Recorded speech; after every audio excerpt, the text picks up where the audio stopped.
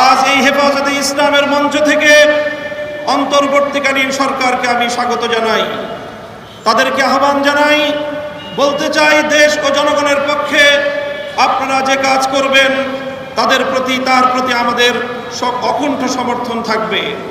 আমরা আশা করব দেশ, জাতি ও ইসলাম বিরোধী কোনো কাজে আপনারা পদক্ষেপ নেবেন না, আপনাদের দ্বারা সেই ধরনের কোনো কাজ হবে না।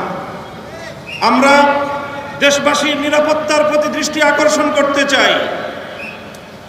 সংখ্যালঘু, ইন্ডাস্ট্রিয়াল এরিয়া, বিভিন্ন মার্কেট সহ ব্যবসা বাণিজ্যের স্থান, আবাসিক এলাকা, মহাসড়কগুলোতে আমাদের হেফাজতে ইসলামের নেতাকর্মী, আলেম সমাজে দেশবাসীকে ভলেন্টিয়ারের দায়িত্ব পালন অব্যাহত রেখে দেশের শান্তি শৃঙ্খলা অব্যাহত রাখার জন্য যে কোনো ত্যাগ স্বীকার করতে আমি আহ্বান জানাই।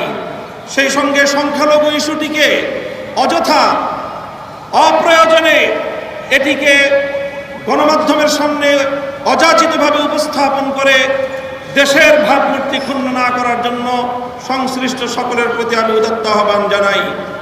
সেই সঙ্গে আমি